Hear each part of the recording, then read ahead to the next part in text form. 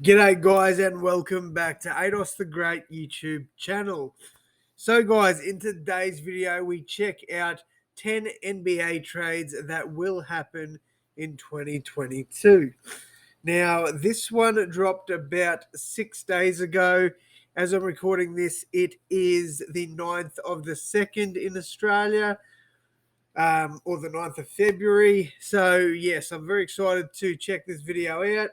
I kind of want to know what people think is going to happen before the trade deadline, I guess, which is literally in 2 days. Yes, 2 days. So 2 days. Friday, I believe, in Australia is the last day that will that you'll be able to trade players. So yes, very excited to check out this video. I'd love to see what trades he or her has. I'm assuming it's a he. Probably shouldn't assume in 2022, but here we are. So yes, very excited for this. I will comment on a few of these. The trades that have happened before I recorded this video were Karis LeVert, Demonis Sabonis, and CJ McCollum. That's pretty much it. Obviously, there's the Norman Powell trade and stuff like that too, but that happened a while ago. So let's jump in. Let's check out what they've got to say. It's almost that time of the year again. I'm talking about LeBron's annual roster overhaul, also known as the NBA trade deadline. Okay. The rumor mills go into overdrive, and fans pray that their teams don't do something stupid, but a couple of GMs inevitably will do something that fits that description. With a few superstars potentially up for grabs, this year's Woj bombs might be the biggest ones we've seen in a while. With less than 3 weeks to go, let's check out the latest trade chatter from around the league. Number 10, James Harden leaving Brooklyn. Okay, so my thoughts on this, I did do a video about this. So if James Harden gets traded to the 76ers, obviously it'll be for Ben Simmons, but I don't know, it's hard. I don't think you do a straight swap. I think something like Seth Curry or Matisse Thybulle would have to be involved with the trade. So I do see something like this happening, though. Man, this is crazy. It's only 2 days, and we've got so many trades still that are possibly going to happen.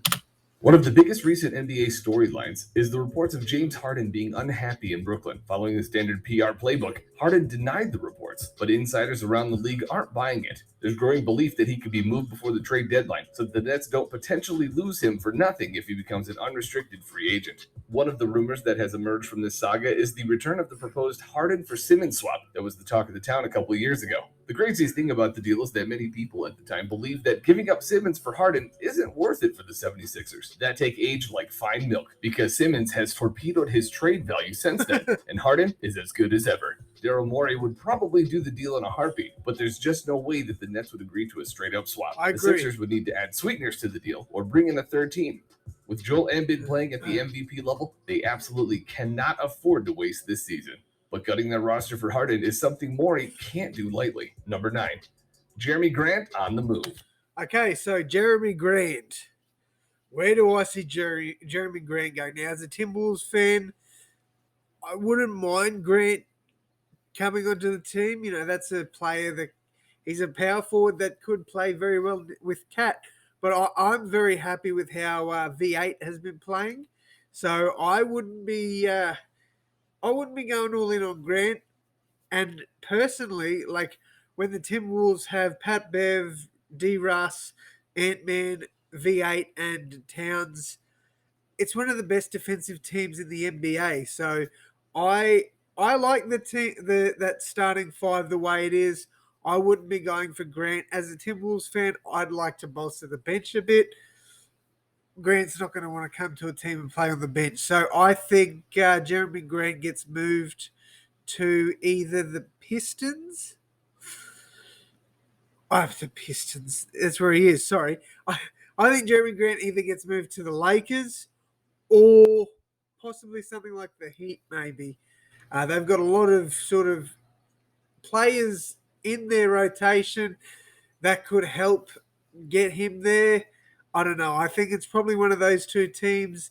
The Bucks could also maybe make a play for him, but I don't think Giannis is going to play center, and You've already got Chris Middleton there.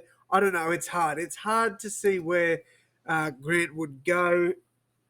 I'd say the Lakers is probably the best bet. The Detroit Pistons are a bad basketball team. There's no getting around that. Sure, they have some nice young pieces, but it's doubtful that they are a playoff team even when those guys develop. The playbook is simple: tank and trade away anyone not named Cade Cunningham for picks and or prospects. Or Sadiq Bey. I wouldn't be trading Sadiq if I was the Pistons. I think Sadiq, Cade Cunningham, and possibly Isaiah Stewart are the future of the Pistons. Detroit will probably trade everyone they can in the next week or two. But one Piston has been talked about for a while now as a trade asset: Jeremy Grant. His reps have even given Detroit a list of teams he'd like to play for, and while his list isn't public, some of his wishes have been leaked. He reportedly wants to ink a long-term deal and go somewhere where he'll be a top 2 option in the offense. A couple of the contenders have expressed interest, but the team that probably best fits his requirements is Washington, since there's no clear-cut number 2 option. I like that for the Wizards. I think that could definitely help them. I don't know. You either keep Kuz at the 4 and play Grant at the 3, or swap them around. That's not bad. I do definitely think that Jeremy Grant helps them a bit, but personally, I think that the Lakers should be going for Grant. Option behind Bradley Beal. The Lakers are reportedly out of the running. Oh, Since the package centered around THT and Kendrick Nunn reportedly isn't enough to meet the asking price. Really? That's a decent trade. Like, I'd probably be looking at a pick or two as well as those players, but THT, a young player, definitely. I think he definitely has a bright future in the NBA. Pistons want to get off Grant's contract. Want to get off Grant, I'm assuming. I think they should do that trade, but that's just me, I guess. Still, there are more than enough other teams lining up for the Pistons to get the price they want. So, it's all but certain that Grant will not be a Piston before the trade deadline is up. Number 8, Simmons and Toby to the Kings. Okay, this I don't see happening now, especially since Domantas Sabonis got moved to the Kings.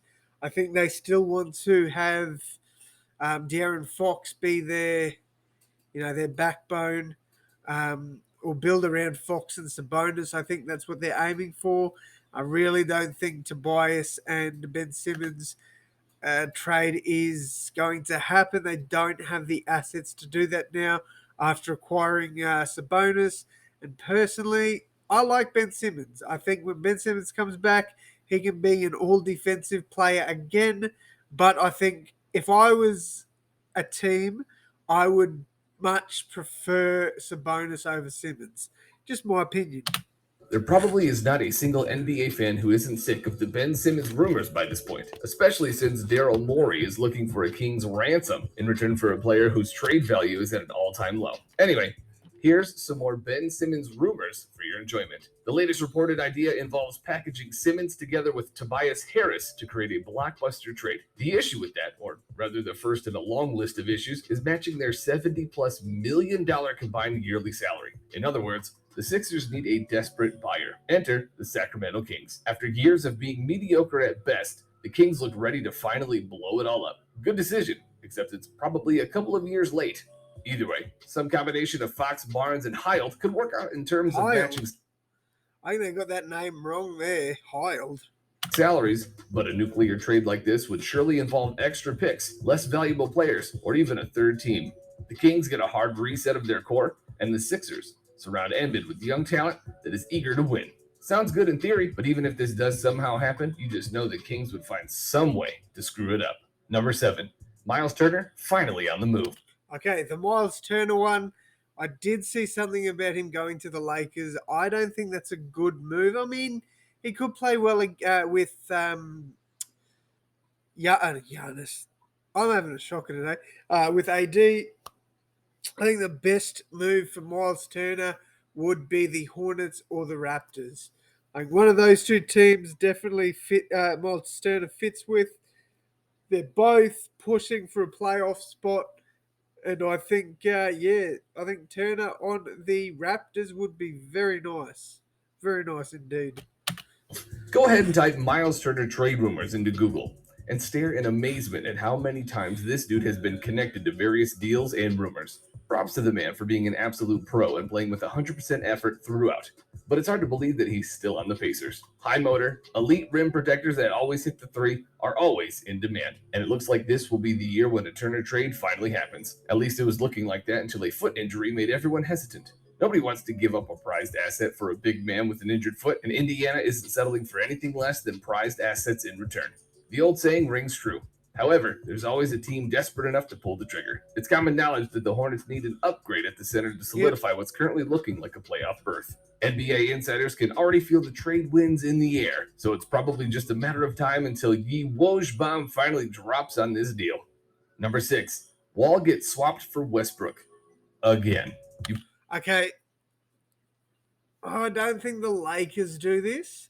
And while, both of these players sort of have, what's what I'm looking for, like an untradeable contract, although no contract's really untradeable, as we've seen with like Blake Griffin and players like that. I don't know. I think Wall might get bought out. The Rockets might. I don't know. It's hard to say. I'm not too sure. I just don't see the Lakers doing a Wall for Westbrook trade. I don't see it happening. You've already heard the saying, there's always a team desperate enough. Allow me to introduce a second universal truth of NBA trades. There's no such thing as an immovable contract.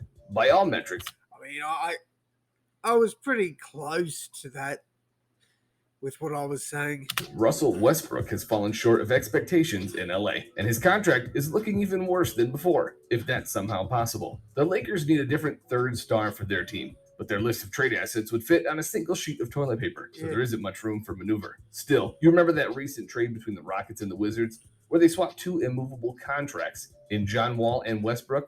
Why not do that again?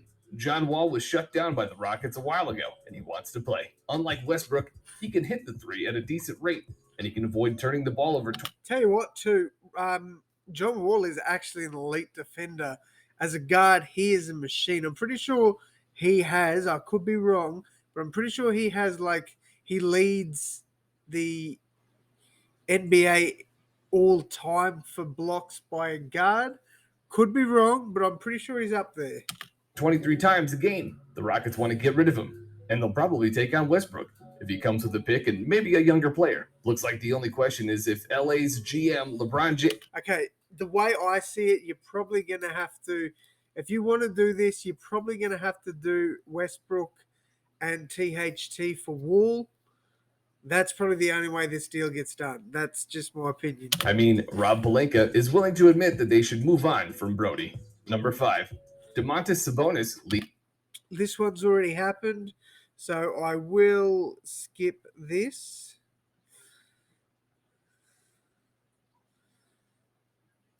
Okay, so this has probably already happened as well. Portland hosts a fire sale. The only reason why Portland hasn't been tanking for the past couple of years is that Dame didn't allow it. He even played and struggled through most of this season with a lingering abdominal injury that required surgery. Well, he finally decided to call it quits for the season and get his health under control. Translation, Portland is allowed to tank for the rest of this year. Word around the league is that no player except Dame is untouchable. Depending on how crazy they want to get, we could see a whole new team in Portland in just a few. We nearly are. CJ's been traded now. It's crazy. For not much as well. I thought they would have gone a bit more back, but no. Weeks. Yusuf Nurkic is probably the most likely outgoing player. I won't lie. This I don't know who this is, but he's not really pronouncing names right. I think he said Joel Embiid, and now he's saying Nurkic or something like that. Yusuf Nurkic is probably the most likely. Unless I'm pronouncing the names wrong, but I'm pretty sure it's Embiid and Nurkic. Nurkic. Yusuf Nurkic. I'm pretty sure that's how you pronounce it. Could be wrong. How crazy they want to get? We could see a whole new team in Portland in just a few weeks. Yusuf Nurkic is probably the most likely outgoing player, and they may even decide to part ways with McCollum. Those two alone can bring a hefty return, but it will be interesting to see what Portland asks for. They own their 2022 first rounder, so they will probably target win now guys that they pair up with a prospect they pick in the lottery. That pick is also an interesting asset to dangle in front of teams, but it's just too valuable to trade away. If that pick gets traded, it better be for a superstar. Okay, one thing. So if I was the Blazers, I would have gone to speak with the Hawks. Why is that? I think not Nurkic. I think a CJ McCollum for John Collins swap would have been the perfect trade for the Trailblazers.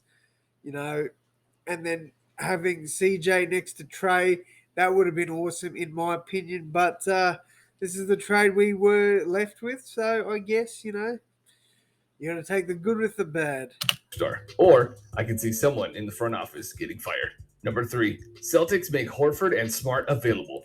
Okay, this is a trade I would like to see the Timberwolves do. Now, I don't know how the Celtics would. Although, okay, so my trade idea would be move Beasley for Marcus Smart. Now, you guys might be going, well, Smart's a better player than Beasley. Beasley's killing it from three at the moment. Like, he's barely missing. Yes, he started the season off pretty slow, but he's getting it together now from three. I think it'll be a fair straight swap, Smart for Beasley. I'd love that defense on the Timberwolves. Like, as I said before, with the starting five, we're one of the better defensive teams in the league, and Smart's just going to help that, probably off the bench. But yeah, look, that's a trade I would love to see. If you've heard just one piece of news about the Celtics this year, it's probably something about them either being dysfunctional or underachieving. Something needs to be done, but they're not yet willing to break up their duo of Tatum and Brown, even if it's not yet 100% clear that they can exist on the floor at the same time. Their solution looks to be trading Horford for a center that will be more involved in the offense. If your first thought when hearing that was, well, what about the Time Lord? He's already on the team. You're not alone. Marcus Smart is also rumored to be on the trade block. I'd love to be wrong here, but it's looking like the only thing that will change in Boston is their defensive rating, and probably not in the direction that they were hoping for. Number 2, Atlanta dealing John Collins. See, this is what honestly I would have loved to see John Collins on the Blazers. Shout out to my old man. His name is John Collins as well. Dad, you're not watching this. I highly doubt you are. If you are, I'd be very surprised because you're not a big basketball fan. But yes, I would have loved to see John Collins play for the Portland Trailblazers. Sticking with the theme of teams that are horribly underachieving this season, the Atlanta Hawks. While the Celtics are at least in the playoff picture, the Hawks are 2 spots behind the play in tournament. They're obviously not trading Trey. However, that's not the case with their second best player, John Collins. That trade has been in the cards for a while now. There are rumors that Atlanta is looking for a starting caliber player and a valuable first rounder in return. That's a good haul, but word around the league. Just saying, how good of that? I mean, CJ and maybe a second rounder for John Collins. I'm just saying that would have been a nice trade. Is that the final return will probably be higher than that. Dallas and San Antonio have had their sights set on Collins for a while now. Out of those two, San Antonio is richer in trade assets, but plenty of other teams are willing to throw their hats into the ring. Number 1, Goran Dragic to Dallas. I like this. I like Goran Dragic going to Dallas. I think that's a good. Jesus Christ, got the hiccups. I think that's a pretty good trade. I don't really know what the Raptors would want back. Probably just a first round pick, to be honest. Maybe a young player. But I mean, if you can get a first round pick for Goran Dragic who's not playing, that's a W trade in my opinion.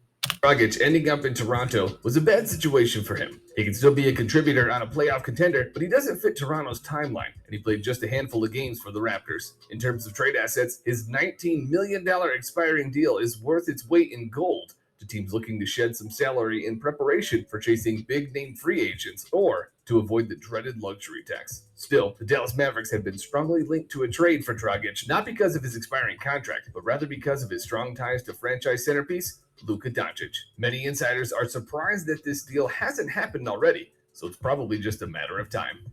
That's it for this video. Which trade are you looking forward to your team making this season? Let us know in the comments below. Don't forget to like and subscribe, and see you next time. Thanks for watching. All right, guys. Yeah, so that is going to wrap up this one. Although that was a pretty good video. Pretty good. I think, we've already had 2 of those trades happen. Obviously, I don't think they're all going to happen. but I do think that we'll still see probably another 5 of those players get traded. I think the Celtics could definitely put together a Marcus Smart, Al Horford type of deal for someone. I don't know. But yes, very excited. Hopefully, we hear more today because I will be dropping this at midnight in Australia tonight. So, yes, very excited to hear some updates tomorrow about more trades. But yes, guys, that is going to wrap it up from me. I hope you did enjoy this one. If you did, guys, please leave a thumbs up, hit that subscribe button, drop down who you want your team to trade for in the comments below. And once again, guys, thank you all so much for watching, and I'll see you in the next one. Thanks, guys.